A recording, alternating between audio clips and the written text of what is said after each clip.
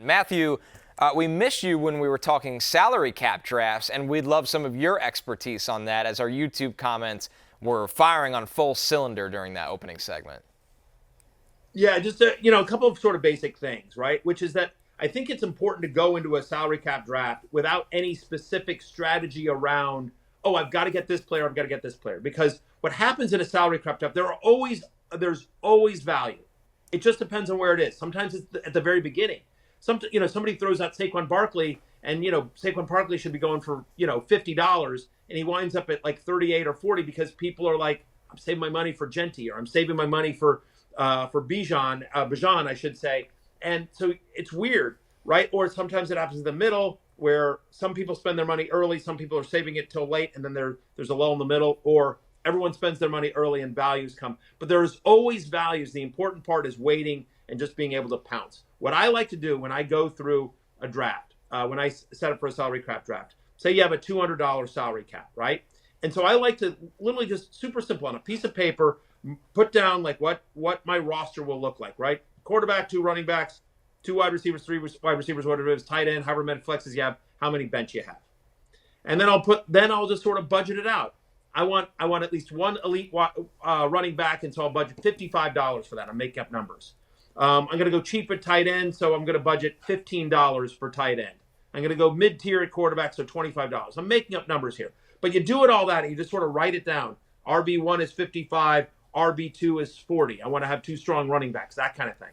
And so just as you go through and you acquire players, I like to just like, okay, I have $55 for an RB1, but I wind up getting Devon Achane for 48. Okay, great. So now I've got $7 extra to play with, and I can move it to another position. Or conversely, I get into a bidding war for Ashton Genti. He ends up going for 61. So now I've got to find $6 elsewhere. It just sort of helps you keep track of what you're trying to budget for and where you are. The other quick strategy piece that I have is that if there's a player you really want, I like to throw him out early. Because, figure out whether you're going to get him or not. Too many people I see in they're like, oh, I want to hold on to, in my case, Amari and Hampton. I'm going to wait, and I'm going to wait so everyone spends their money, and then I'm going to throw. Look, people know who Amari and Hampton is. You're not going to sneak him by everyone. And so I'm making up a number, but let's say I budgeted $40 for Amari and Hampton.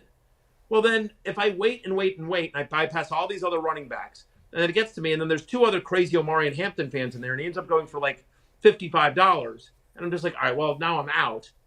Well, then all these other people have passed me by, and now I've got to pivot, and I've got $55 for players that aren't worth that, right? And or whatever, $40 for players that aren't worth that. So I think it's just important. I'd rather throw out Amari and Hampton or Ashton Genti or Malik Neighbors, whoever your guy that you really want is, early to see if I'm in on him or not. And if I get him, great.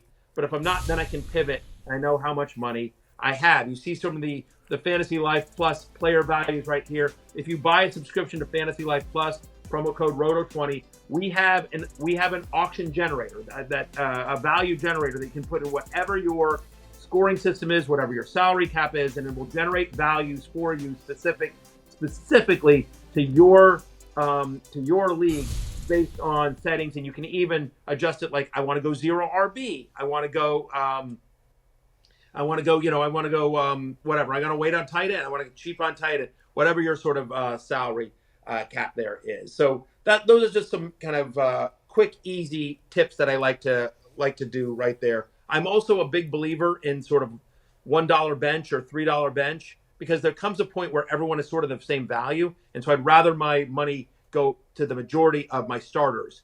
And like there comes a point where they're all sort of equal, and whatever, let people knock themselves out, and I'll just get dollar players or $3 players, $5 players on my bench. And once again, a reminder there from Fantasy Life Plus that you could see a lot of different examples of having a baseline price, which is really, really helpful as Jay and I went through.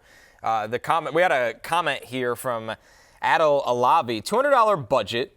Would you keep Jaden at $7 or Bowers at $6? Half-point PPR, standard roster size with an additional wide receiver tight end spot. What do you think here, Matthew?